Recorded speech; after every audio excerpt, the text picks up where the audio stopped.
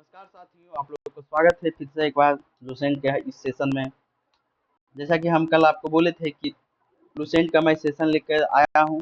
हर दिन एक दिन क्लास होगा और ये लुसेंट पढ़ने का मतलब ये नहीं है कि लुसेंट हम पढ़ा रहे हैं। इसका मतलब आपको आप देखिएगा, पढ़ने का ढंग थोड़ा इसमें बदलाव किया गया है ना। आप पहला क्लास देखे होंगे और दूसरा क्लास देखेंगे तो बेहतर समझ में आएगा कि आजकल क्वेश्चन पूछ कहाँ से रहे हैं। लुसेंट तो सभी लोग पढ़ रहे हैं, लेकिन किस तरह से पढ़ना है ये मैंने आपको आज बताऊंगा, है ना। देखिए, क्वेश्चन आएंगे आपको समझ में आएंगे। ठीक है, तो चलिए स्टार्ट करते हैं। ये दूसरा क्लास है। पहला क्लास मैंने कल अपलोड कर दिया है, और नहीं देखे हैं तो जाकर प्लीज देखिए उसको, है ना। उसी का आगे है, तो स्टार्ट करते हैं। विदेशी यात्रियों से मिलने वाली प्रमुख जानकारी। ठीक है, इसमें पहला है यूनानी रोमन लेखक, और पहला है टेसियस। यह ईरान का राजवैद्य था। ठीक है, ये ईरान का राजवैद्य था। कौन? टेसियस। टेसियस था। ठीक है, भारत के संबंध में इनका विवरण आश्चर्यजनक कहानियों से परिपूर्ण होने के कारण अविश्वसनीय है। देखिए, यही मैं समझना चाह रहा था कि किस तरह से पढ़ना। ये हुआ लुसेंट का किताब की भाषा, और ये हुआ हमारा भाषा। ठीक है, अब सरल मतलब समझते हैं कि ये दोनों का मतलब क्या हुआ। ऐसा नहीं, तो आसान शब्द है, लेकिन इसके बाद जो शब्द मिलेंगे, जो हार्ड हार्ड मिलेंगे, उनके बारे में भी समझाऊंगा कि कैसे क्या है। ठीक है, तो चलिए देखते हैं इसका। यह भारत कभी आया ही नहीं था। कौन? टेसियस। बल्कि ईरान के राजा के महल में डॉक्टर था। इसने भारत के बारे में जो कुछ भी सुना उसे अपनी कहानियां में बढ़ा चढ़ा कर लिख लिख दिया। ठीक है, इसलिए इतिहासकार इसकी बातों पर ज्यादा भरोसा नहीं करते हैं। बात समझ गए? आगे देखते हैं। दूसरा लेखक है हेरोडोटस। कौन है? हेरोडोटस। इसे इतिहास का पिता कहा जाता है। ठीक है, हेरोडोटस को पिता कहा जाता है। क्वेश्चन देखिएगा किस टाइप से हम बनाए हैं। बीपीएससी लेवल का क्वेश्चन इसी से मैं निकाल के बनाया हूँ, आप देखिएगा। ठीक है, हेरोडोटस को कहा जाता है। ठीक है, इसने अपनी पुस्तक हिस्टोरिका में पांचवी शताब्दी ईसा पूर्व, ठीक है, भारत फारस ईरान के संबंध का वर्णन किया है, परंतु इसका विवरण भी अनुसूचियों एवं अफवाहों पर आधारित है। ठीक है, सरल मत समझते हैं, यह सबसे महत्वपूर्ण नाम है। ठीक है, इसे इतिहास के पिता कहा जाता है। इसकी किताब का नाम हिस्टोरिका था, जिसने जिसने उसने भारत और फारस जिसने उसने भारत फारस के व्यापारिक एवं अन्य संबंधों के बारे में बताया है। लेकिन इसकी भी बातें सुनी सुनाई बातों से अफवाह पर ज्यादा टिकी हुई थी। ठीक है, देखते हैं दूसरा। सिकंदर। सिकंदर के साथ आने वाले लेखक कौन थे? तो सिकंदर के साथ आने वाले लेखक निरियाकस और अनेसिक्रिटस। ठीक है, ये दो थे, तथा अस्ट्रिबुलस तीन थे। का विवरण अधिक अधिक प्रामाणिक एवं विश्वसनीय है। क्यों विश्वसनीय है, आइए समझते हैं। जब महान सिकंदर ने भारत पर आक्रमण किया तो उसके साथ कई लेखक एवं विद्वान आए थे। इनमें से प्रमुख तीन नाम थे। कौन कौन? निरियाकस, ठीक है, अनेसिक्रिटस और अस्ट्रियोबुलस। ठीक, चूंकि ये खुद भारत आए थे, इसलिए इनका इनका लिखा हुआ इतिहास सबसे प्रामाणिक और भरोसेमंद माना जाता है। इसीलिए माना जाता है कि क्योंकि सिकंदर खुद भारत आए थे। देखते हैं मेगास्थनीज। मेगास्थनीज के बारे में देखते हैं। ठीक है, कौन था? यह सेल्यूकस निकेटर का राजदूत था, जो चंद्रगुप्त मौर्य, याद रखिएगा कि कौन किसके दरबार में आया था। ठीक है, ये क्वेश्चन बहुत बार बीपीएससी में पूछा है और अधिक एग्जाम में भी पूछता है कि सेल्यूकस निकेटर का राजदूत था जो चंद्रगुप्त मौर्य के दरबार में आया था। इसकी अपनी पुस्तक क्या है? इंडिका है। इंडिका है मौर्य युगीन, है ना, समाज एवं संस्कृति। इसके बारे में लिखा है, मौर्य युगीन के समाज एवं संस्कृति के विषय में लिखा हुआ है। सरल मतलब देख लेते हैं क्या है। देखिए, यह बीपीएससी में सबसे पसंदीदा सवाल है कि कौन किसके शासनकाल में आया था। जैसे मेगास्थनीज यूनान राजा सेल्यूकस निकेटर का दूत था, जो चंद्रगुप्त मौर्य के दरबार में पाटलिपुत्र यानी कि पटना आया था। इसकी प्रसिद्ध किताब का नाम है इंडिका। ठीक है, जिसमें हमें मौर्य काल के समाज, प्रशासन और संस्कृति की पूरी जानकारी मिलती है। इंडिका में किसकी जानकारी मिलती है, बता दिए, है ना। डाइमेकस, एक और था डाइमेकस। यह सीरिया नरेश अंतियोकस का राजदूत था, जो बिंदुसार के दरबार में आया था। ये याद रखिएगा कि अंतियोकस जो किसके दरबार में आया था? तो बिंदुसार के दरबार में आया था। इसका विवरण भी मौर्य युग से संबंधित है। चंद्रगुप्त मौर्य के बाद उसका बेटा बिंदुसार राजा बना, है ना। बिंदुसार के दरबार में सीरिया के राजा अंतियोकस ने अपना राजदूत भेजा, जिसका नाम डाइमेकस था। ठीक है, इसका विवरण भी मौर्य मौर्य वंश के जानकारी देता है। ठीक है, समझ में आ रहा होगा। इसके बाद क्वेश्चन भी आएंगे, देखिएगा इसी टाइप का, जिस टाइप का हम सरल मतलब में लिखे हुए हैं उस टाइप का आपको उसी टाइप का क्वेश्चन भी बना हुआ है। इसके जस्ट बाद आएगा, टॉपिक जैसे ही खत्म होगा उसके बाद देखिए आएगा। अगला है डायनोसियस डायोनिसियस। यह मिस नरेश टोलमी फिलाडेल्फस है ना का राजदूत था। ठीक है, यह किसके शासनकाल में आया था? यह अशोक के दरबार में आया था। देखिए, अशोक के दरबार में आया था। सन मतलब बिंदुसार के बाद सम्राट अशोक राजा बने, है ना। बिंदुसार के बाद उधर बने थे बिंदुसार, उसके बाद उनके बाद सम्राट अशोक राजा बने। अशोक के दरबार में मिस्र के राजा टोलमी फिलाडेल्फस का राजदूत आया था, जिसका नाम था क्या था? डायोनिसियस था। कदम याद रखिएगा, चंद्रगुप्त, मेगास्थनीज, है ना। चंद्रगुप्त के शासनकाल में मेगास्थनीज आया, याद रखिएगा। ठीक है, बिंदुसार के दरबार में कौन आया था? डायमेकस आया था। ठीक है, और अशोक के दरबार में कौन आया था? डायनोसियस आया था। ये 3 कदम बहुत जरूरी याद रखिएगा कि किसके किसके शासनकाल में कौन आया था उसके दरबार में। ठीक है, अब आगे बढ़ते हैं। टॉलमी, हाँ ये तीनों आया था तो मौर्य युग के बारे में ही लिखा था, इसीलिए एक जगह ही सब दे दिया है। ठीक है, आगे बढ़ते हैं हम लोग। टॉलमी, टॉलमी के बारे में कह रहा है, इसने दूसरी शताब्दी, है ना, में भारत का भूगोल नामक पुस्तक लिखा। भारत का भूगोल नामक पुस्तक किसने लिखा? टॉलमी ने लिखा था। टॉलमी नामक ने भूगोलवेता ने दूसरी शताब्दी में भारत का भूगोल, ढांचे, नदियां और नक्शों से संबंधित एक किताब लिखा, जिसका नाम था भारत का भूगोल। बहुत बार क्वेश्चन स्टेट में भी आया है, टेस्ट देते हैं उसमें भी पूछा है भारत का भूगोल किसने लिखा, तो किसने लिखा? टॉलमी। ठीक है, आगे देखते हैं। एक और लेखक है प्लिनी। ठीक है, टॉलमी, टॉलमी के बाद प्लिनी, टॉलमी, टॉलमी। ठीक है, एक और प्लिनी। इसने प्रथम शताब्दी में नेचुरल हिस्ट्री है ना नामक पुस्तक लिखा। ये दोनों पुस्तक जो याद रखिएगा, नेचुरल हिस्ट्री एंड भारत का भूगोल, है ना। भारत का भूगोल कौन है? टॉलमी लिखा है। और प्लिनी कौन लिखे हैं? नेचुरल हिस्ट्री लिखे हैं। ठीक है, हाँ आगे बढ़ते हैं हम लोग। इसमें भारतीय उसमें इसमें क्या पुस्तक जो है ये नेचुरल हिस्ट्री में नेचुरल के बारे में लिखा हुआ होगा। देखिए क्या लिखा है इसमें। इसमें भारतीय पशुओं, पेड़ पौधों, खनिज पदार्थ आदि के बारे में विवरण मिलता है। प्लिनी ने पहली सदी में नेचुरल हिस्ट्री पुस्तक लिखी। इस किताब में भारत के पर्यावरण, यहाँ पाए जाने वाले जानवरों, पेड़ पौधे और कीमती खनिज, हीरे जेवरात का वर्णन मिलता है। ठीक है, वर्णन किया है जो भी हम। एक और पुस्तक है पेरिप्लस ऑफ द इरिथियन सी। बहुत बार टेस्ट में क्वेश्चन पूछा है, इसे कौन लिखा आज तक जानकारी नहीं है। इस पुस्तक के लेखक के बारे में जानकारी ही नहीं है। यह लेखक करीब 80 ईस्वी, है ना, 80 ईस्वी में हिंद महासागर की यात्रा पर आया था। हिंद महासागर की यात्रा पर आया था, उसी समय लिखा और अपना नाम लिखना ही भूल गया कि हम कौन हैं।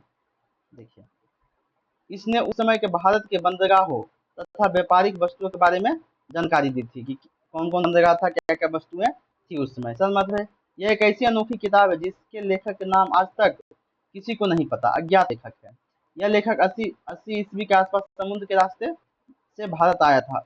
इस समय से प्राचीन काल में भारत के समुद्री बंदरगाहों जैसे भरूच हो गया, ताम्रलिप्ति हो गया आदि, यहाँ के होने वाले आयात निर्यात व्यापार की सबसे सटीक जानकारी मिलती है। बहुत बार क्वेश्चन पूछ देगा कि प्लस ऑफ में किस विषय के बारे में हमको जानकारी मिलती है? समुद्री बंदरगाह के बारे में मिलती है, निर्यात आयात क्या होता था, कौन कौन सा उस समय बंदरगाह थे, है ना, याद रखिएगा। बड़ौच और ताम्र लिप्ति। हाँ देखिए, अब ये एक पार्ट खत्म हो गया, इससे देखिए क्वेश्चन, इससे एक क्वेश्चन देखिए। हम बोले थे आपको कि इसमें जितना भी हम पढ़ा है सारा से क्वेश्चन बना हुआ है। ठीक है, तो चलिए हम लोग चलते हैं क्वेश्चन की ओर। बस एक सेकंड वेट कीजिएगा, पेन हाँ काम कर। हाँ पहला क्वेश्चन है, देखिए बस सुनिए। देखिए पहला क्वेश्चन है, निम्नलिखित में से किसे इतिहास का पिता, हम लोग अभी पढ़े हैं, किसे कहा जाता है? उसने किस पुस्तक की रचना की है? किस, कौन है? तो हेरोडोटस है, हिस्टोरिका नामक पुस्तक लिखे हैं। अभी ऊपर हम पढ़े हैं हम लोग, है ना। हेरोडोटस को इतिहास का पिता कहा जाता है।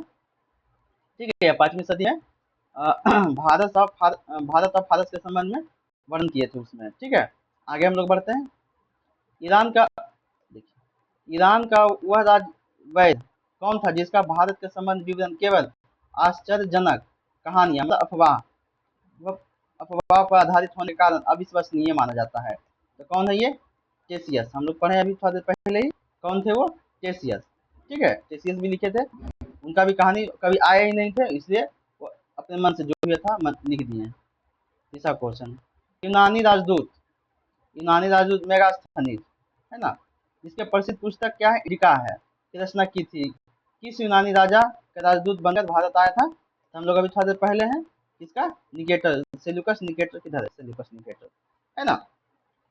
हम लोग उधर अभी भी ऊपर याद किए थे कि किसके दरबार में कौन था, किसका राजदूत था। तो मेगास्थनीज का राजदूत कौन था? सेल्यूकस निकेटर था, है ना। उसने प्रसिद्ध पुस्तक इंडिका लिखा है।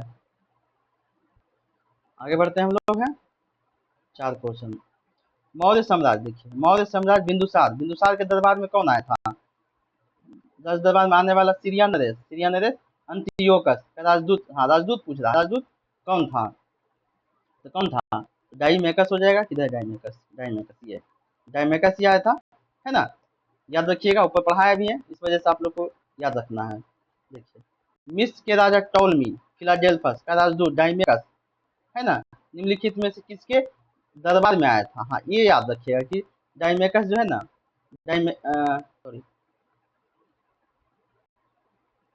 डायोनिसियस डायोनिसियस जो था, निम्नलिखित में से किसके दरबार में आया था? तो डायोनिसियस हो जाएगा। तो अशोक, सम्राट अशोक के दरबार में आए थे। ठीक है।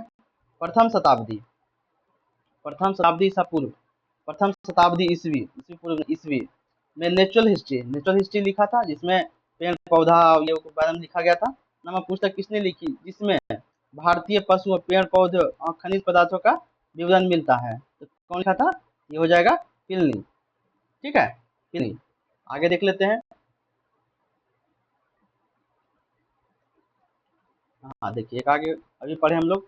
पेरीप्लस और एशियन सी नामक पुस्तक के संदर्भ में कौन सा कथन सत्य है? ठीक है, इसके लेखक मिस्र के राजा टोली थे। सही है।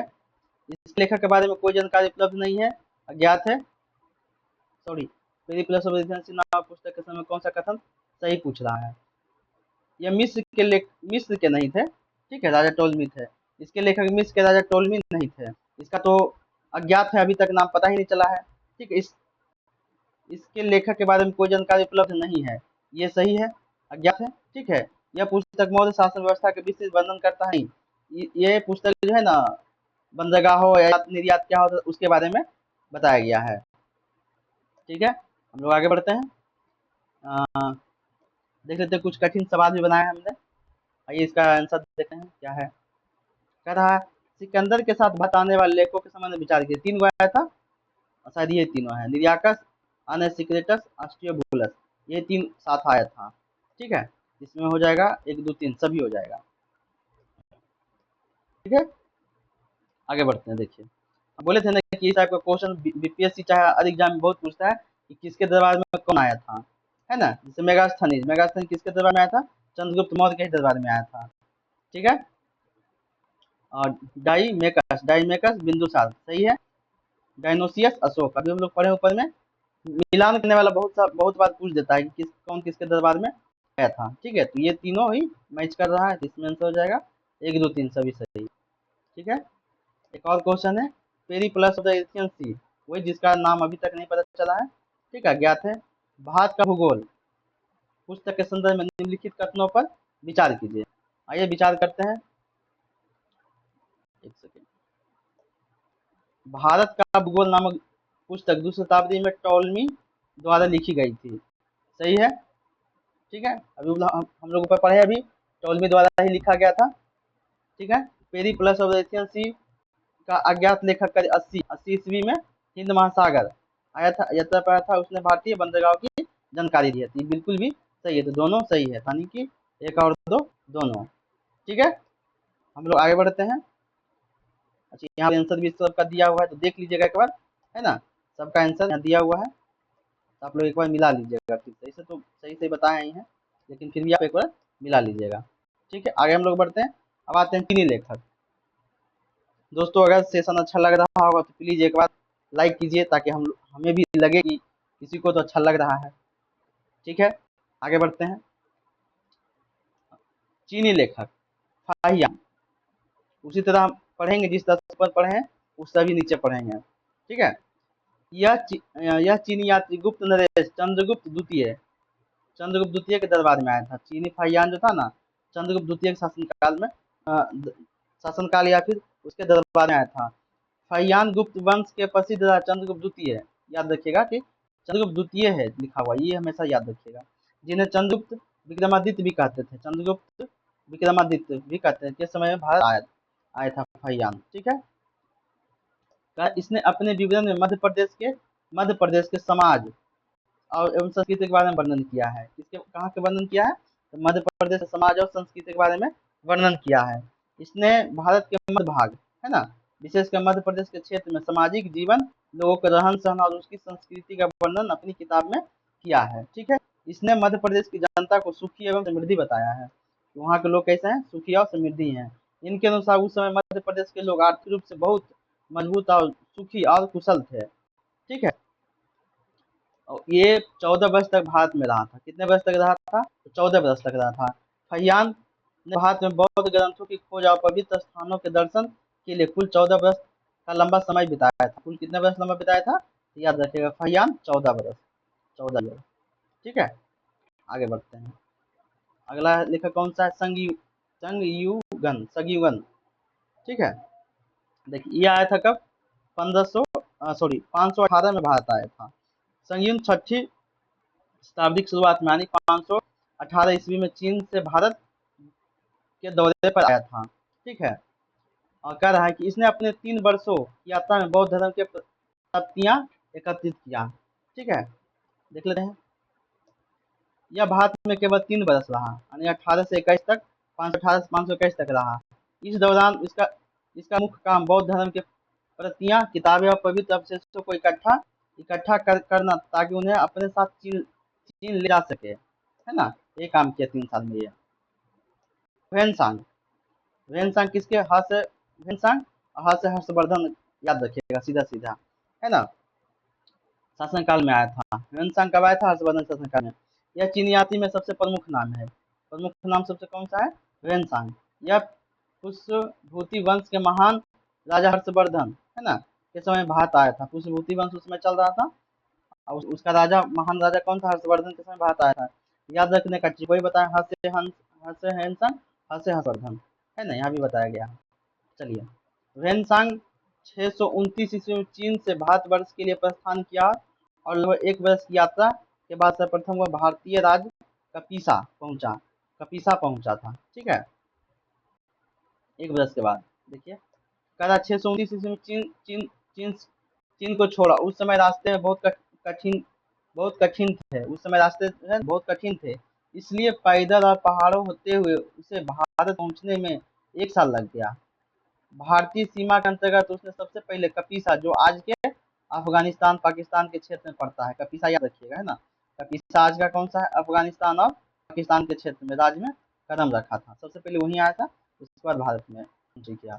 देखिए, भारत में 15 वर्ष तक ठहर कर 645 ईस्वी में चीन लौट गया। 15 वर्ष तक रहा। इसके पहले वाला जो 3 वर्ष तक रहा था, है ना। यह भारत में कुल 15 वर्ष, यानी 629 से लेकर 645 तक रहा। यहाँ घूमकर और अध्ययन करके वह 645 में वापस अपने देश चीन लौट गया। ठीक है, और देखिए, वह बिहार के नालंदा जिला स्थित नालंदा विश्वविद्यालय में अध्ययन करने तथा भारत से बौद्ध ग्रंथों को एकत्र कर ले जाने के लिए आया था। जो भी आया था सब बौद्ध ग्रंथ को ही, उनकी जो भी आया था सब उन्हीं के लिए आया था। ठीक है, आगे मतलब समझते हैं। उनका भारत आने का मुख्य मकसद बिहार प्रसिद्ध नालंदा विश्वविद्यालय में रहकर बौद्ध धर्म की पढ़ाई करना और महात्मा बुद्ध के विचारों से जुड़े ग्रंथों को इकट्ठा करके चीन ले जाना था। बस मकसद यही था। इनका भ्रमण वृत्तांत सीयू की, ये जो आए थे, है ना, वो अपने किताब लिखे थे, सीयू की नामक प्रसिद्ध पुस्तक है, जिसमें 138 देशों का विवरण मिलता है। इनका भ्रमण वृत्तांत कौन सा है? सीयू की मिलता है, है ना। ह्वेनसांग ने भारत की यात्रा यात्रा पर जो अपनी प्रसिद्ध पुस्तक लिखी उसका नाम क्या था? सी यू की, है ना। हर्षवर्धन, ह्वेनसांग, सी यू की, इतना याद रखिएगा।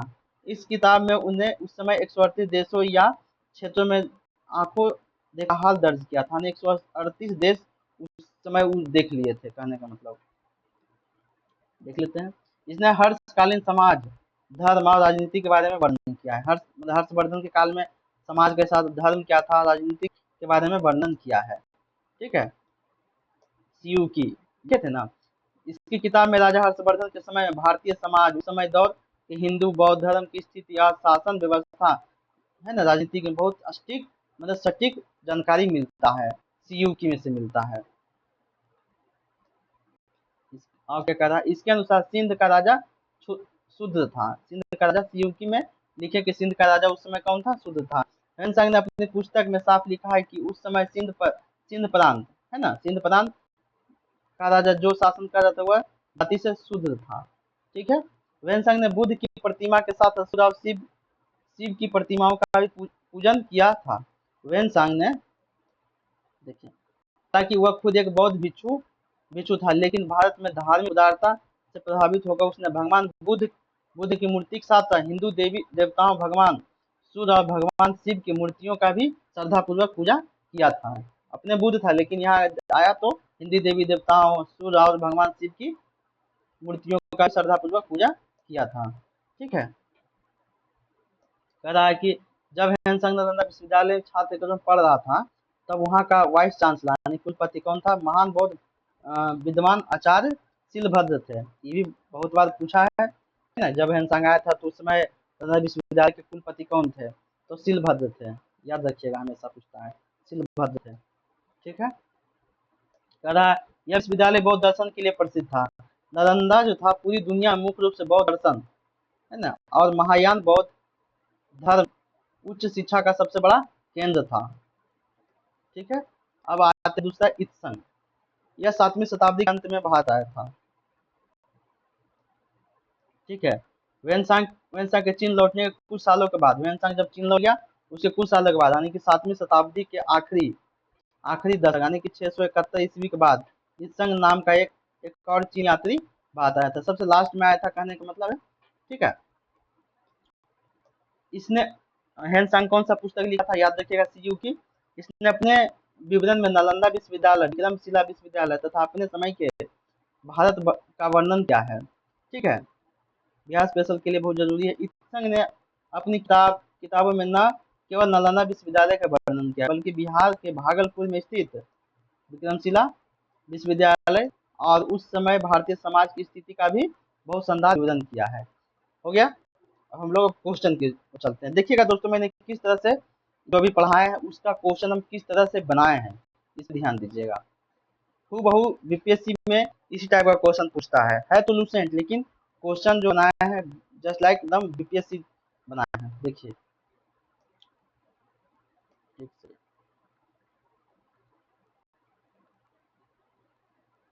हाँ, चीनी यात्री फाहियान के समय में, चीनी यात्री फाहियान, है ना, फाहियान के समय में निम्न कथनों पर विचार कीजिए।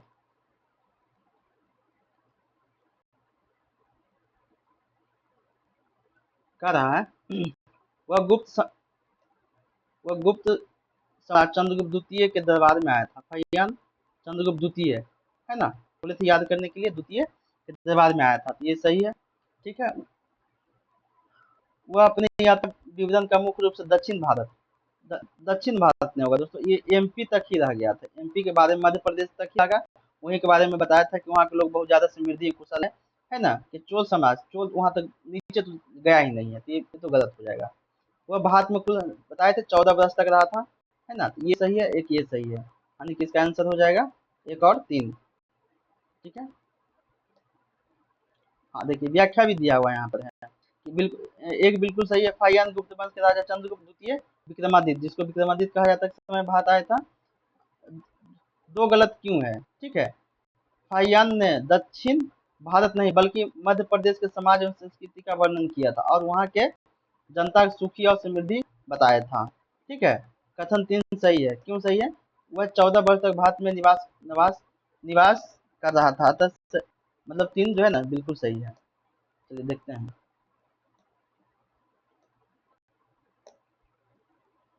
चीनी भिक्षु संयुगन किस वर्ष भारत आया था? उसने भारत में कितने बरस तक बिताए थे? 3 बरस बिताए थे, या 518 से 21 तक रहा था? 518 से 21 बरस तक रहे थे। ठीक है। 7वीं शताब्दी के अंत में कौन आया था? बताए थे सबसे लास्ट में। ठीक है, याद रखिएगा सब। ये हो गया। वही जो बताए वही सब लिखा हुआ है। सोचा कि चीनी यात्री 518 ईस्वी में भारत आया था। उसने 3 वर्ष तक यात्रा की। उसका मुख्य कार्य बौद्ध धर्म के प्रतियों और ग्रंथों के एकत्रित करना था, ताकि उसे चीन ले जा सके। ठीक है। क्या प्रसिद्ध चीनी यात्री हुएनसांग? हाँ से हुएनसांग, हाँ से हर्षवर्धन। ये हमेशा भूलिएगा नहीं, हमेशा हम बहुत बार पूछा है। चीन से भारत के लिए किस वर्ष प्रस्थान किया और भारत भूमि पर वह सर्वप्रथम किस राज्य में पहुंचा था? तो वो पहुंचा था अफगानिस्तान के रास्ते। ठीक है, 629 कपीसा। कपीसा अभी कहाँ है? तो अफगानिस्तान है ना। अफगानिस्तान और पाकिस्तान वाला एरिया को कपीसा बोला जाता है। ठीक है, देख लेते लोग इधर। देखिए हैंसन 629 में भारत के चीन प्रस्थान किया, तो लगभग 1 बरस की कठिन यात्रा तय करने के बाद वह भारत के पश्चिमी सीमा पर कपीसा में पहुंचा, जो आपके वह भारत की कुल 15 साल 645 तक रहा था। ठीक है, कपीसा में पहुंचा था। देख लेते हैं। वेंसा का प्रसिद्ध वृत्तांत सीयू की है ना। सीयू की का संबंध में कौन सा कथन गलत है? गलत बताना है दोस्तों। देखिए, इस ग्रंथ में 138 देशों का विवरण मिलता है। तो हाँ, मिलता है। उस समय बताए भी थे 138 देशों में का विवरण मिलता है। 138 देशों को उस समय देखा था अपने आंखों से। ठीक है। इसके अनुसार सिंध का राजा एक क्षत्रिय था। नहीं, क्षत्रिय नहीं था, शुद्ध शुद्ध था। ठीक है, शुद्ध था, याद रखिएगा। इस इसमें हर्षवर्धन समाज, धर्म और राजनीति का वर्णन मिलता है। बिल्कुल सही है। ठीक है। इसके अनुसार ह्वेनसांग ने बुद्ध के साथ साथ सूर्य, हाँ, खुद बौद्ध था, लेकिन वह सूर्य और शिव की प्रतिमाओं का भी पूजन किया था। ये बिल्कुल सही है ना। अभी हम ऊपर पढ़ाए हैं, वही सब लिखा हुआ है ना कि क्या क्या किया था। शुद्ध, ये शुद्ध था और शिव की पूजा, अपने बुद्ध था लेकिन वह शिव की पूजा किया था। देखिए, बिहार से क्वेश्चन है। जब चीनी यात्री ह्वेनसांग बौद्ध दर्शन के अध्ययन के बिहार बिहार के नालंदा विश्वविद्यालय आया था, तो वहाँ के कुलपति कौन थे? तो हाँ, ये बहुत बार क्वेश्चन पूछा है। तो कौन थे? तो सीलभद्र थे, आचार्य सीलभद्र। ठीक है, देखते हैं। वही सब लिखा हुआ है यहाँ पर, देंगे, पढ़ लीजिएगा आप। आचार्य सीलभद्र थे। ठीक है, नालंदा विश्वविद्यालय के बौद्ध दर्शन का शिक्षा के लिए पूरी दुनिया में प्रसिद्ध था। ठीक है, ध्यान रखें, विश्वविद्यालय का गुप्त शासक कुमार गुप्त प्रथम ने बनवाया था, लेकिन ह्वेनसांग के समय कुलपति सीलभद्र थे। ये भी है। ये देखें, 7वीं शताब्दी के अंत में भारत आने वाले, है ना, ये जब ह्वेनसांग पहुंच गया चीन, तो कुछ समय के बाद वहां से 7वीं शताब्दी के अंत में भारत आने वाला चीनी यात्री का नाम क्या है, जिसने अपने विवरण में बिहार के 2 प्रमुख विश्वविद्यालय, नालंदा विश्वविद्यालय और विक्रम विश्वविद्यालय, दोनों का विधान क्या है? सबसे लास्ट में आया था इत्संग, आया था इत्संग ही अपने पुस्तक में इसके दोनों के बारे में बताया था। वही सब है ना। इत्संग 7वीं शताब्दी के अंत में बताया था। विक्रमशिला के साथ साथ उसने नालंदा विश्वविद्यालय के बारे में भी बताया था। देखिए, ये क्वेश्चन बहुत बार कूट पर आधारित है। कूट मतलब मिलान करने वाला है, चाहे इस टाइप का कि देखिए कूट किस टाइप से होता है। इसमें हाँ, इसमें कौन सा सबसे पहले हुआ था? ठीक है, तो बताना है कि क्या है कालक्रम, मतलब कौन पहले आया था, कौन बाद में आया था। तभी हम लोग पढ़े हैं इत्संग। इत्संग सबसे लास्ट में होगा, है ना। सबसे लास्ट में इत्संग होगा। तो देख लीजिए इसका सबसे लास्ट में इत्संग हो जाएगा, तो लास्ट में सब अच्छा एक एक ही है। फाहियान, फाहियान इसका आंसर देख लेते हैं डायरेक्ट, है ना। ये हो जाएगा। ठीक है, 2 4 3 1, बस इतना याद करना है। देखिए दिया हुआ है, फाहियान जो है ना, फाहियान गुप्त काल का आया था, लगभग 4 से 5वीं शताब्दी शुरुआत में आया था तकरीबन। 6वीं शताब्दी में आया था हैंसंग, 7वीं। इत्संग भी सब 7वीं के लास्ट में आया था लगभग। ठीक है, तो याद रखिएगा। अब आते हैं, अगला लेखक है अरबी लेखक। ठीक है, अरबी लेखक है, इसके बारे में जानते हैं। पहला नाम आता है अलबरूनी। यह महमूद गजनबी के साथ भारत आया था। जब तुर्क आक्रमणकारी महमूद गजनबी तुर्क आक्रमणकारी महमूद गजनबी ने भारत पर हमला किया तो उसी के साथ अलबरूनी नाम का एक प्रसिद्ध विद्वान भारत आया था। ठीक है, याद रखिएगा। अलबरूनी ख्वारिज्म तथा खीव रहने वाला था। आधुनिक खीव कहाँ है? तुर्कमेनिस्तान को कहा जाता है। इसका मूल निवास स्थान ख्वारिज्म या खीव क्षेत्र था, जिस आज के समय मध्य एशिया का तुर्कमेनिस्तान देश को कहा जाता है। अरबी में लिखी गई कृति किताब उल हिंद है ना, अलबरूनी लिखा। तब तहकीक तहकीक ए हिंद यानी किसका होता है? भारत की खोज आज भी इतिहासकारों के लिए महत्वपूर्ण स्रोत है। कौन लिखे हैं? अलबरूनी। ठीक है, देखिए उसने भारत के ऊपर अरबी भाषा में एक बहुत ही प्रसिद्ध किताब लिखी है, जिसका इस किताब को दो नाम मिलते हैं। एक ही किताब को दो नाम मिलते हैं। कौन कौन? किताब उल हिंद और तबकात ए हिंद, तहकीक ए हिंद, सॉरी, किताब उल हिंद, तहकीक ए हिंद, जिसका हिंदी अर्थ होता है भारत की खोज। प्राचीन भारतीय इतिहास को समझने के लिए इस सबसे बेहतरीन किताब मानी जाती है। अलबरूनी के द्वारा लिखा गया किताब उल हिंद और तहकीक ए हिंद। ठीक है, यह एक विस्तृत ग्रंथ है जो धर्म दर्शन, त्योहारों, खगोल विज्ञान, कीमिया, रीति रिवाजों तथा प्रथाओं, सामाजिक जीवन, भार तौल तथा मापन विधियों, मूर्ति कला, कानून, मापतंत्र विज्ञान आदि विषयों के आधार पर 80 अध्यायों में विभाजित है। वाह! ठीक है, यह कोई छोटी मोटी डायरी नहीं, बल्कि यह एक बहुत बड़ी और गहरी किताब है, जो 80 अध्याय मतलब 80 चैप्टर में बटी हुई थी। इसमें भारत के धर्म, दर्शन, त्योहार, ज्योतिषी, खगोल विज्ञान, रसायन शास्त्र, कीमिया है, उसी को बोलते हैं कीमिया मतलब रसायन शास्त्र, यहाँ के रीति रिवाजों, तौलने तौलने के बाट और मापन के तरीकों, मूर्तियों को बनाने की कला और यहाँ के कानून की बहुत गहराई से वर्णन मिलता है। ठीक है, याद रखिएगा। इसने इसमें राजपूत कालीन समाज, धर्म, रीति रिवाजों, राज राजनीति आदि पर सुंदर प्रकाश डाला गया है।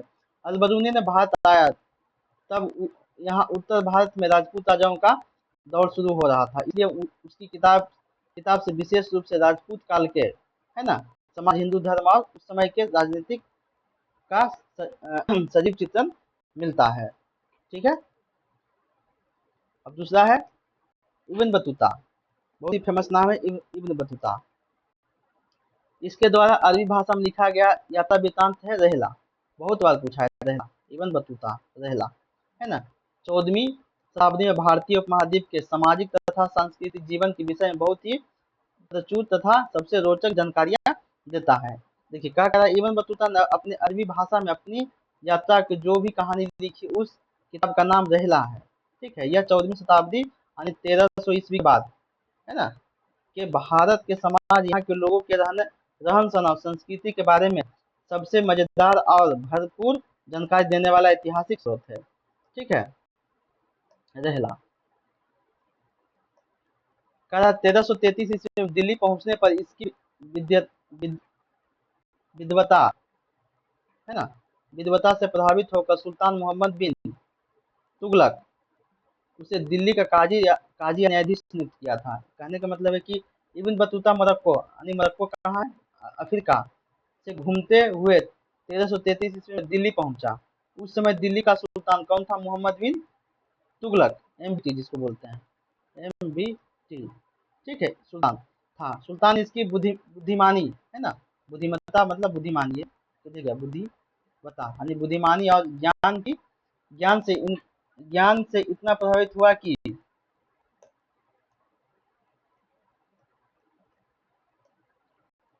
उसने इस संघ की तरह इसे सम्मान दिया और दिल्ली की काजी यानी चीफ ऑफ जस्टिस, न्यायाधीश बना दिया। बताइए, ठीक है, आगे देखते हैं अन्य लेखक देख लेते हैं कौन कौन सा है ना। तारानाथ, यह एक तिब्बती लेखक था।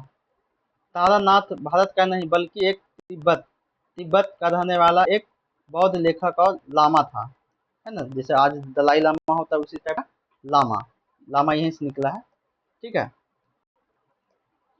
इसने कंगयूर तथा कंगयूर नामक ग्रंथ की रचना की। ये जो थे ना तारानाथ,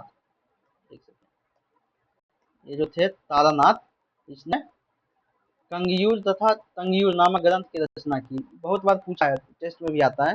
कंगियूर तथा तंगियूर नामक ग्रंथ की रचना किसने की? तो तारानाथ, याद रखिएगा। तारानाथ ने दो बहुत ही अनोखे और प्रसिद्ध ग्रंथों की रचना की थी, जिसका नाम था कंगियूर और तंगियूर, तंगियूर और कंगियूर, याद रखिएगा। इसने भारतीय इतिहास के बारे में इससे भारतीय इतिहास के बारे में जानकारी मिलती है। इस तिब्बती धार्मिक और ऐतिहासिक ग्रंथों को पढ़ने से हमें प्राचीन भारत, विशेषकर बौद्ध धर्म और उत्तर भारत के राजाओं का इतिहास को समझने में काफी मदद मिलती है। ठीक है। दूसरा है मार्को पोलो। ये कब आए थे? 13वीं शताब्दी के अंत में, है ना, 13वीं शताब्दी के अंत में पांड्य देश की यात्रा पर आया था। पांड्य देश की यात्रा पर आया था, मतलब है मार्को पोलो इटली, कहाँ का था? इटली यानी यूरोप का एक विश्व प्रसिद्ध खोजी यात्री था, जो 13वीं सदी के आखिरी सालों में लगभग 1292 में दक्षिण भारत के पांड्य साम्राज्य, आधुनिक तमिलनाडु क्षेत्र का दौरा पर आया था। ठीक है। इसका विवरण पांड्य इतिहास का अध्ययन के लिए उपयोगी है। इसका विवरण जो है ना, पांड्य इतिहास के अध्ययन के लिए उपयोगी है। दक्षिण भारत के पांड्य वंश के राजाओं का इतिहास, उनका विदेशी व्यापार और दक्षिण भारत की आर्थिक स्थिति को जानने के लिए मार्को पोलो का यात्रा विवरण सबसे महत्वपूर्ण माना जाता है। याद रखिएगा, इससे भी क्वेश्चन बनेगा। देखिएगा,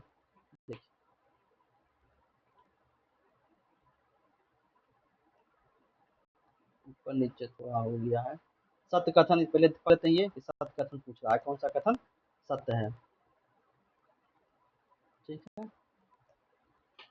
अरबी लेखक अलबरूनी, है ना, अलबरूनी के संदर्भ निम्नलिखित कथनों पर विचार कीजिए। वह तुर्क आक्रमणकारी महमूद अजनबी के साथ भारत आया था। बिल्कुल सही है।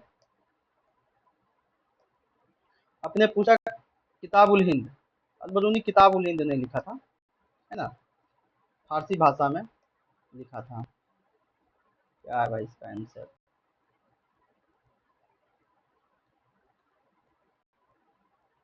यहाँ पर फारसी भाषा की जगह पर अगर अरबी भाषा हो जाता तो बिल्कुल ये सही हो जाता। अरबी भाषा, ठीक है, फारसी भाषा नहीं अरबी भाषा हो जाएगा। ठीक है। उनकी यह पुस्तक विभिन्न विषयों के आधार पर कुल 80 चैप्टर में था। बिल्कुल ये सही है। तो इसमें हो जाएगा एक और 3 सही है और 2 अरबी के कारण गलत है। ठीक है। इसमें आंसर एक और ये होगा ना 3। ठीक है। वही कह रहा है कि बिल्कुल सत्य है, अलबरूनी महमूद गजनवी के समकालीन था, उसी के समय भारत आया था। कथन गलत क्यों है? क्योंकि उनके अनुसार किताबुल हिंद या तब दोनों एक ही नाम है। तहकीक ए हिंद की रचना अरबी अरबी भाषा में की गई थी, ना कि फारसी भाषा में। तो वही है। कथन 3 बिल्कुल सत्य है, तो सत्य है।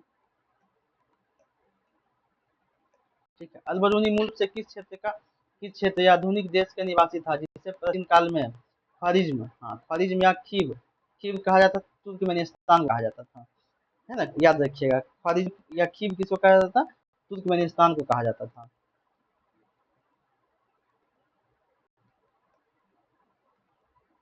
ठीक है। प्रसिद्ध अरबी मुसाफिर इब्न बतूता, इब्न बतूता, है ना, किस वर्ष दिल्ली पहुंचा था? उस समय दिल्ली सुल्तान पर किस सुल्तान का शासन था? दिल्ली सल्तनत पर किस सुल्तान का शासन था?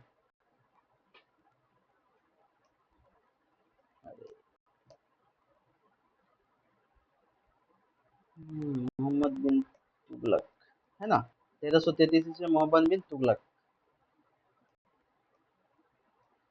प्रसिद्ध अरबी मुसाफिर इब्न बतूता किस वर्ष दिल्ली पहुंचा था? तो 1333 में पहुंचा था। ठीक है। उस समय दिल्ली सल्तनत पर किस सुल्तान का शासन था? तो मोहम्मद बिन तुगलक, एमबीटी। ठीक है, एमबीटी का शासन था। वही सब लिखा हुआ है। 1333 में पहुंचा था मोहम्मद बिन तुगलक, है ना, शासन कर रहा था। आगे हम लोग देखते हैं। इब्न बतूता द्वारा रचित यात्रा वृतांत रहला, है ना, इब्न बतूता द्वारा रचित यात्रा वृतांत रहला मुख्य रूप से किस शताब्दी के भारतीय उपमहाद्वीप के सामाजिक, किस शताब्दी पूछ रहा है? तो 1300 कुछ में आया था, यानी कि लगभग 1392 नहीं 33। ठीक है, याद रखिएगा। तो 1333 हो जाएगा 14वीं शताब्दी। भारतीय उपमहाद्वीप के सामाजिक एवं सांस्कृतिक जीवन का रोचक जानकारी देता है, तो 14वीं शताब्दी का। ठीक है, चूंकि इन बतूता 1333 में बात आया था, है ना, यह समय 14वीं शताब्दी के अंतर्गत आता है, वही चीज है। तिब्बती लेखक तारानाथ, अभी हम लोग पढ़े हैं, तारानाथ द्वारा रचित 2 गो लिखा था, या कंगियूर और तंगियूर, है ना, द्वारा रचित निम्नलिखित में कौन सा ग्रंथ प्राचीन भारतीय इतिहास का अध्ययन में सहायक है, तो कंगियूर और तंगियूर। ठीक है, वही लिखा हुआ है सब। आते हैं 13वीं शताब्दी के अंत में, 13वीं शताब्दी के अंत दक्षिण भारत के पांड्य देश, हाँ पांड्य देश में क्या था पाने वाले प्रसिद्ध यूरोपीय विदेशी यात्री का नाम क्या है, तो ये थे मार्को पोलो, है ना। मार्को पोलो हम बताया था पहले ही कि मार्को पोलो दक्षिण पांड्य में यात्रा किए थे, है ना। मार्को पोलो, ये देखिए, मार्को पोलो 13वीं शताब्दी के अंत में दक्षिण भारत के पांड्य राज्य में तटों पर आया था। ठीक है, अभी कूट वाला है क्वेश्चन, इसको भी हम लोग देख लेते हैं। अलबरूनी, अलबरूनी क्या लिखा था, तो किताब उल हिंद। ठीक है, अलबरूनी किताब उल हिंद। इब्न बतूता, ये तो हो जाएगा ये है। तारानाथ, नहीं सॉरी, तारानाथ यंगियूर और तंगियूर ये लिखा था, इब्न बतूता रहला। ठीक है, तो इसका आंसर हो जाएगा एक का क्या है, जेड,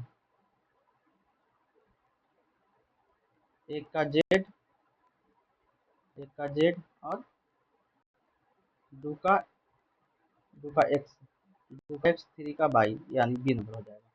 ठीक है, एक्स बाई जेड किया था तो कंफ्यूजन हो गया था। तानात बताए थे कंगियूर और तंगियूर। ठीक है, ये हो गया समाप्त। देख लेते हैं आगे भी है तो बताते हैं, है ना। बस वही है। अच्छा, एक और है पुरातत्व संबंधी साक्ष्य, पुरातत्व संबंधी साक्ष्य, साक्ष्य इसके बारे में देख लेते हैं। भारतीय पुरातत्व शास्त्र का पितामह किसे कहा जाता है, अलेक्जेंडर कनिंघम को कहा जाता है। ठीक है, भारत भारत में जमीन के नीचे दबे इतिहास को खोजने और खुदाई करवाने और उसे सहेजने की शुरुआत करने का कारण ब्रिटिश अधिकारी सर अलेक्जेंडर कनिंघम को भारतीय पुरातत्व का पिता या दादा कहा जाता है। ठीक है, सिर्फ असल मतलब हम पढ़ देंगे, है ना, उसी से काम हो जाएगा।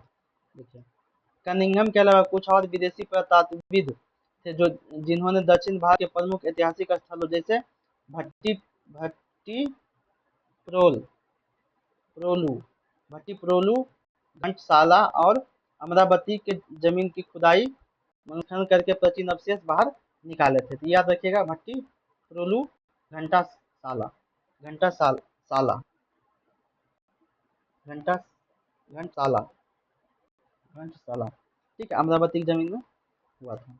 ठीक है, देखिए, ईसा मसीह के जन्म के 1400 साल पहले का एक बहुत पुराना पत्थर का अभिलेख तुर्की मध्य एशिया, जिसे एशिया माइनर या बोगज कोई बोगज कोई कहते हैं, से मिला है। ठीक है, इसी विदेशी अभिलेख पर हमारे सनातन धर्म के 4 ऋग्वैदिक देवताओं मित्र, वरुण, इंद्र और नासत्य यानी कि अश्विनी कुमार के नाम साफ साफ लिखे मिले हैं। इससे साबित होता है कि हमारा वैदिक धर्म कितना प्राचीन और फैला हुआ था। ठीक है, मध्य प्रदेश में भागवत धर्म यानी भगवान विष्णु की पूजा के लोकप्रिय होने का सबसे बड़ा सबूत एक विदेशी राजदूत ने दिया। उसका नाम हेलियोडोरस था। ठीक है, हेलियोडोरस भगवान विष्णु के बारे में जो है ना वही बताया था, जो था उसने यूनानी इंडो ग्रीक राजा अंतलिखिता ने भेजा था। हेलियोडोरस जब शुंग वंश के राजा भागभद्र के दरबार में पहुंचा तो उसने खुद भागवत धर्म अपना लिया और मध्य प्रदेश के विदिशा में एक गरुड़ स्तंभ बनवाया, है ना, गरुड़ स्तंभ बनवाया। याद रखिएगा, गरुड़ स्तंभ कौन बनवाया, तो याद रखिएगा। देखिए, हमारे देश के लिए भारतवर्ष शब्द का लिखित रूप से सबसे पहला इस्तेमाल उड़ीसा के हाथी गुफा अभिलेख में देखने को मिलता है, सबसे पहला बार। ठीक है,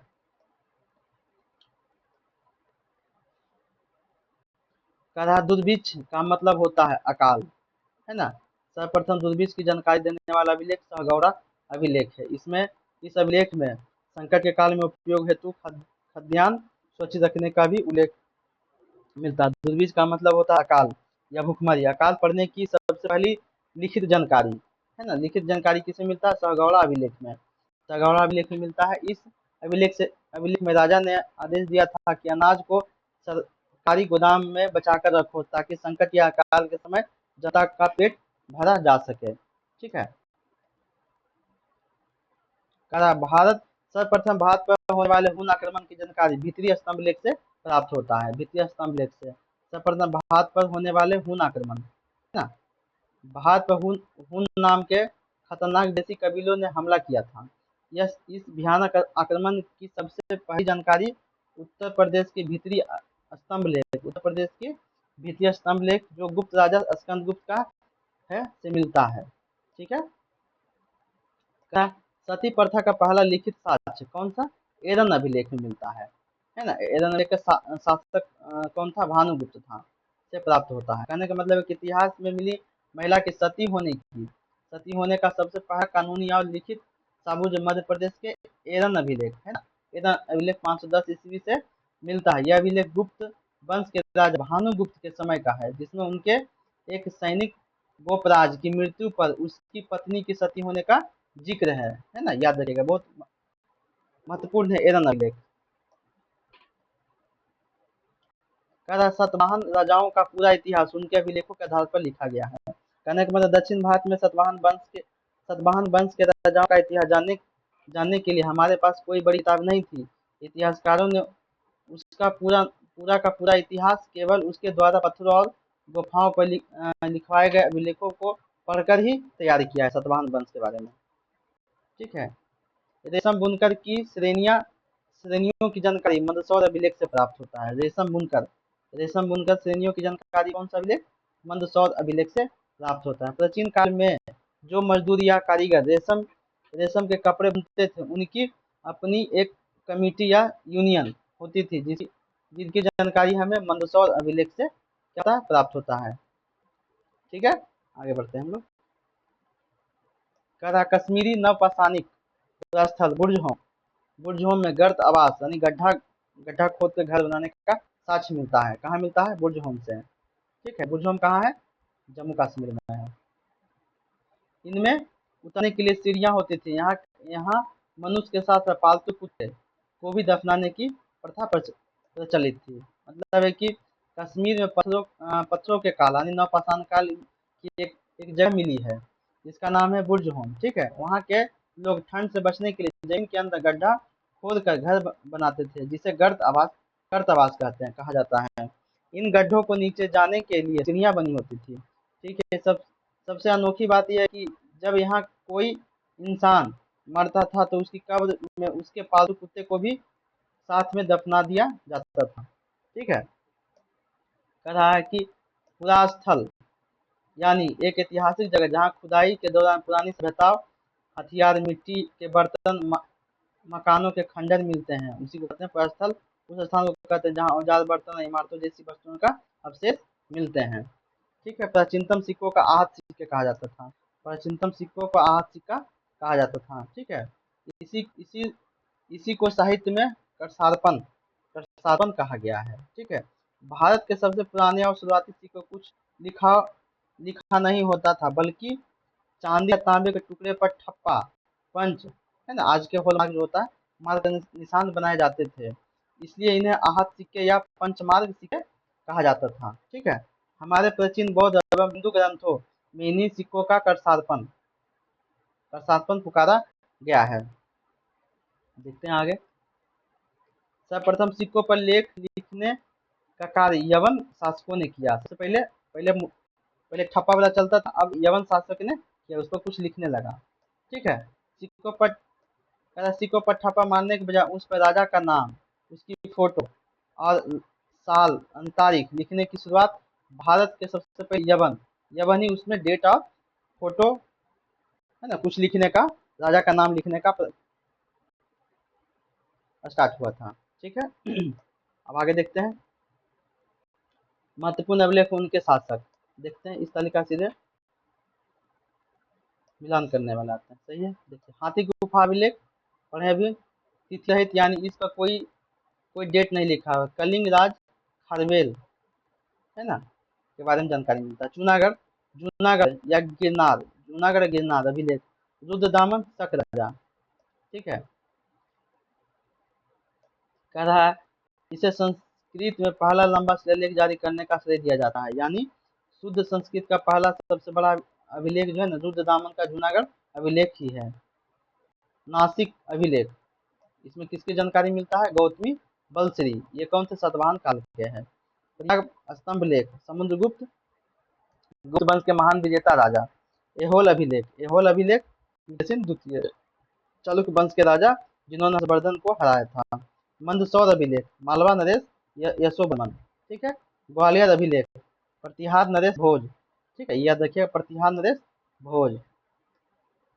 कह रहा है भीतरी एवं जूनागढ़ अभिलेख, स्कंदगुप्त है ना, गुप्त वंश के शासक हुनों को हराने वाला, ठीक है।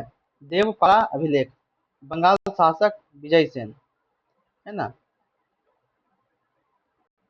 कह रहा अभिलेखों का अध्ययन पूरा लेख शास्त्र इपिग्राफ कहलाता था, ठीक है, इपिग्राफ। अभिलेखों का अध्ययन याद रखिएगा, बहुत बार पूछा है, इपिग्राफ कहलाता। इनकी तथा दूसरे पुराने दस्तावेजों का प्राचीन तिथि के अध्ययन को पूरा लिपि शास्त्र कहते हैं। मतलब है कि पत्थर या स्तंभों पर लिखे गए अभिलेखों को पढ़ने या समझने की विज्ञान की शाखा को पूरा लेख शास्त्र कहता था, इपिग्राफी कहता था। मतलब किस पर लिखना होता था? पत्थर, मतलब हार्ड चीज पर या स्तंभों पर पढ़ने समझने की विज्ञान की शाखा को पूरा लेख शास्त्र या इपिग्राफी कहते थे। वही पुराने कागजों या दस्तावेजों पर लिखावट को देखकर उनकी उम्र तारीख पता लगाने की कला को पूरा लिपि शास्त्र है ना कहा जाता था, ठीक है। आगे देखते हैं। सबसे अधिक अभिलेख मैसूर में मुख्य पूरा लेख शास्त्री के कार्यकाल में संग्रहित है। कह रहा है भारत में जितने भी पुराने अभिलेख खोजे गए हैं इनमें से सबसे ज्यादा संख्या में अभिलेख दक्षिण भारत के मंसूर यानी कि कर्नाटक के सरकारी अर्काइव या ऑफिस में क्या है सुरक्षित संभाल कर रखे गए हैं, ठीक है। आरंभिक अभिलेख प्राकृतिक भाषा में है। कहने का मतलब भारत में जो भी शुरुआती अभिलेख जैसे सम्राट अशोक के लेख मिले हैं वे संस्कृत में नहीं बल्कि उस समय आम जनता द्वारा बोली जाने वाली भाषा क्या थी? प्राकृतिक में ही मिला है। सबसे पुराना अभिलेख हड़प्पा संस्कृति के मोहरों पर मिलते हैं जो पढ़ नहीं सके हैं। अगर भारत में सबसे पहले लिखित रिकॉर्ड की बात करें तो सिंधु घाटी सभ्यता की मिट्टी और पत्थर की सीलों पर मिलते हैं, लेकिन उनकी लिपि को आज तक कोई भी वैज्ञानिक या इतिहासकार पढ़ नहीं पाया। कह रहा अभिलेखों में संस्कृत भाषा ईसा की दूसरी सदी से मिलने लगती है। कह रहा अभिलेखों में संस्कृत भाषा कब से मिलने लगती है? ईसा की दूसरी सदी से मिलने लगती है और चौथी और पांचवी सदी में इसका सर्वत्र व्यापक प्रयोग होने लगा। चौथी और पांचवी से इसका उपयोग होने लगा। अभिलेखों में प्रादेशिक भाषा का प्रयोग 9वीं-10वीं सदी से होने लगा। कहने का मतलब है कि अभिलेख में शुद्ध संस्कृत का इस्तेमाल ईसा की दूसरी शताब्दी जैसे रुद्रदामन का जूनागढ़ अभिलेख से शुरू हुआ। गुप्त काल यानी चौथी पश्चिमी आते आते सब कुछ संस्कृत में लिखे जाने लगा। इसके बहुत बाद 9वीं या 10वीं सदी में स्थानीय या क्षेत्रीय भाषाओं जैसे तमिल, कन्नड़, बांग्ला आदि का प्रयोग अभिलेखों में शुरू हुआ, ठीक है। मौर्य, मौर्योत्तर और गुप्त काल के अधिकांश अभिलेख मौर्य, मौर्योत्तर और गुप्त काल के अधिकांश अभिलेख कार्पस या इनस्क्रिप्शंस या इंडिकारम नामक ग्रंथ माला में संकलित करके प्रकाशित किया गया है। कहने का मतलब अंग्रेजों और इतिहासकारों ने मौर्य वंश और गुप्त वंश के सारे बिखरे हुए अभिलेखों को इकट्ठा करके एक मोटी किताब या सीरीज ग्रंथ छापी है। इसका नाम कार्पस इनस्क्रिप्शनम इंडिकारम, ठीक है, इंडिकारम रखा गया है। देख लीजिएगा, नाम थोड़ा सा बड़ा है ना। तो आप एक बार ये इंग्लिश हिंदी नहीं पढ़ पाएगा तो इंग्लिश पढ़ लीजिएगा, ठीक है। समुद्रगुप्त की बीना बजाती हुई मुद्रा वाले सिक्के से उसके संगीत प्रेमी होने का प्रमाण मिलता है, ठीक है। ये हमेशा बीपीएससी में देखिएगा, क्वेश्चन हमेशा पूछता है इसके बारे में। गुप्त वंश के राजा समुद्रगुप्त ने सोने के ऐसे सिक्के चलाए थे जिन पर वह खुद बैठकर बिना एक म्यूजिकल बिना जानते ही है बाजा बजा रहे हैं। इससे इतिहासकारों को पता चला है कि समुद्रगुप्त केवल एक महान योद्धा ही नहीं बल्कि उन्हें म्यूजिक का भी बहुत शौक था, ठीक है। देखिए, एक अरिक्का मेडू पुडुचेरी के निकट से रोमन सिक्के प्राप्त हुए हैं, ठीक है। पुडुचेरी के पास एक प्राचीन बंदरगाह और व्यापारिक जगह मिली है जिसका नाम अरिक्का मेडू है, इसे अरिक्का मेडू भी कहते हैं। यहाँ जमीन के नीचे से प्राचीन इटली रोम साम्राज्य के सोने चांदी के सिक्के मिले हैं। इससे साफ पता चलता है कि प्राचीन काल में भारत भारत का व्यापार सीधे रोम साम्राज्य से होता था। एक सिक्का मिलता है, कितना सब अनुमान लगा लेता है। सबसे पहले भारत के संबंध में बर्मा, है ना, वर्तमान में म्यांमार, मालवा, है ना, कंबोडिया, जावा से स्थापित हुए थे। सबसे पहला संबंध कहाँ कहाँ से हुआ था, तो जावा जिसको सुमात्रा, कंबोडिया, मालवा, है ना, म्यांमार, ये सबसे स्थापित हुआ था। कहने का मतलब है कि भारत के व्यापारियों और राजाओं ने अपने प्राचीन समय में सबसे पहले जिन विदेशी देशों के साथ संस्कृति और व्यापारिक रिश्ते बनाए हुए सभी दक्षिण पूर्व एशिया के थे।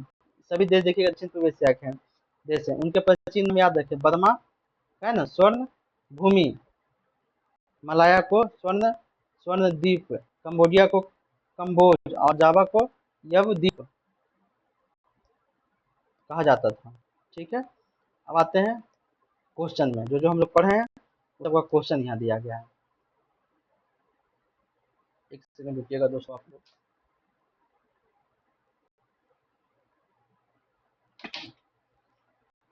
थोड़ा गला बैठ गया, पानी पी लेते हैं।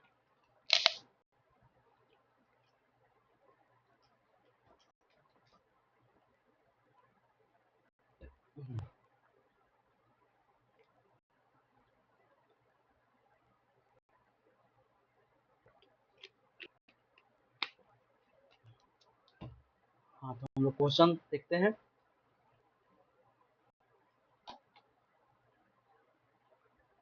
पहला क्वेश्चन है कि भारतीय पुरातत्व शास्त्र का पितामह, हम लोग ऊपर पढ़े हैं अभी, है ना, पितामह सर सर अलेक्जेंडर कनिंघम को माना जाता है।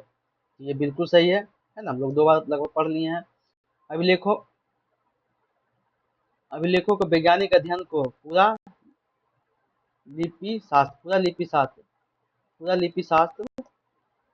कहा जाता है, पुरालिपिशास्त्र नहीं कहा जाता है, इसको पुरालेख शास्त्र कहा जाता है, पुरालेख शास्त्र, यहाँ लिख लीजिएगा, चाहे डिस्कशन में होगा ही, एक सेकंड लिख लीजिए।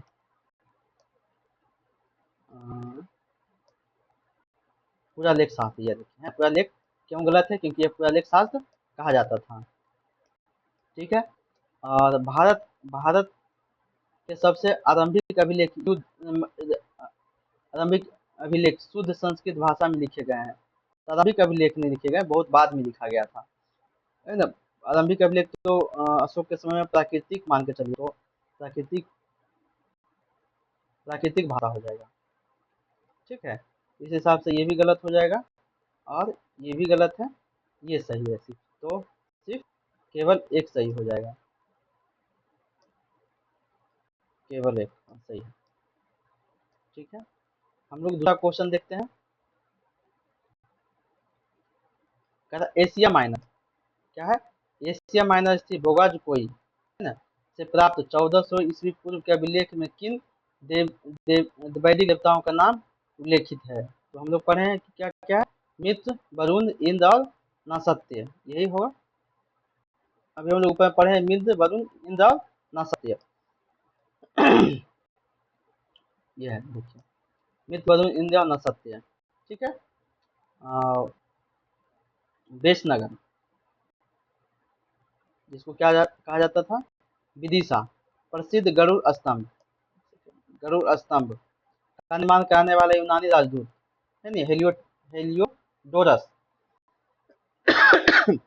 किस सुंग शासक के दरबार में आया था? किस किसके दरबार में आया था? तो ये हो जाएगा, हाँ, राजा भागभद्र। राजा भागभद्र, हाँ सही है। चौथा क्वेश्चन देखते हैं हम लोग। क्या है भारतीय सॉरी प्राचीन भारतीय इतिहास में सती प्रथा, देखिए एरन अभिलेख में मिला है। एरन अभिलेख में मिला है सती प्रथा का प्रथम लिखा किस अभिलेख से प्राप्त होता है? ये तो बहुत ही है, भानुगुप्त का एरन अभिलेख। ठीक है, हम लोग 5वां क्वेश्चन देखते हैं। कह रहा है कश्मीर नवपाषाण पाषाण का पूरा सॉरी कश्मीर नवपाषाणिक पुरा स्थल बुर्जहोम है ना, कहाँ है? कश्मीर में है।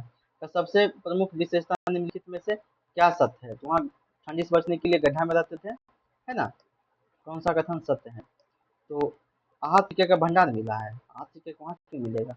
यहाँ जमीन के अंदर गर्तवास है ना, गड्ढा मानव के साथ पालतू कुत्ते को दफनाने का, ये सही हो जाएगा। ठीक है, यहाँ यहाँ से संस्कृत भाषा का सबसे लंबा लेख मिला है, ऐसा कोई बात नहीं है। यह स्थल पूरी तरह से रेशम बुनकर हो, ऐसा कोई बात ही नहीं पढ़े हम लोग भी। ठीक है, तो एक सही हो जाएगा। कह रहा है कि गुप्त वंश गुप्त वंश के किस शासक ने सिक्कों पर उसे बीना बजाते हुए दिखाया गया है? ठीक है, संगीत प्रेमी होने का ठोस प्रमाण मिलता है, तो कौन होगा? तो समुद्रगुप्त। कहाँ गया समुद्रगुप्त? यह है। ठीक है, समुद्रगुप्त हो जाएगा।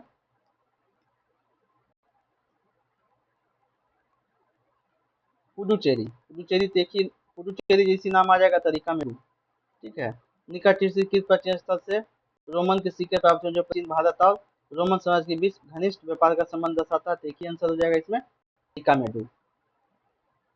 ठीक है, अब हम लोग नेक्स्ट क्वेश्चन देखते हैं। एक होगा मिलान करने वाला, यस मिलान करने वाला। इसमें क्वेश्चन क्या है? सही मिलान करना है। ठीक है, हम लोग देखते हैं। ठीक है, ये होल अभिलेख हम लोग अभी पढ़ा था पहले। ये होल अभिलेख ठीक है किससे है? तो पुलकेशिन द्वितीय से है। ठीक है, जिसका एक्स हो जाएगा। और जूनागढ़ अभिलेख, ठीक है, जूनागढ़ अभिलेख रुद्रदामन, ये हो जाएगा। यानी कि एक का हो जाएगा एक्स, दो का हो जाएगा जेड, है ना। भीतरी स्तंभ अभिलेख, भीतरी स्तंभ अभिलेख स्कंदगुप्त, इधर है स्कंदगुप्त, है ना, स्कंदगुप्त हो जाएगा। तीसरा 3 का हो जाएगा डब्ल्यू, 4 का एक बचा जो बाई, तो मिला देते हैं x Z W by, x Z इधर एक्स जेड डब्ल्यू बाई, ये नंबर। ठीक है, थैंक यू। तो दोस्तों आज थोड़ा सा है ना, क्या बोले, खैर जैसा भी सेशन रहा होगा आप लोग थोड़ा सा अवॉइड कीजिएगा, क्योंकि बहुत दिन के बाद जो है ना क्लास शुरू किए हैं, और पहले जिस तरह से बोलने का लय था अब वो खत्म हो चुका है। धीरे धीरे सही हो जाएगा, ऐसा नहीं है, तो थोड़ा मैनेज करिएगा। और बाकी ठीक ही है, कोई बात नहीं है। अगर आपको अच्छा लगा हो तो है ना लाइक करिए, अगर उपयोगी लगा हो तो अपने दोस्तों को भी बताइए, शेयर कीजिए। लुसेंट ही नहीं, बहुत सारी किताब है मेरे पास, है ना, सबको मैं यहाँ थोड़ा सुधार करके क्लास यहाँ पढ़ाया जाएगा आप लोग को। ठीक है, तो चलिए यहीं पर समाप्त करते हैं आज का क्लास।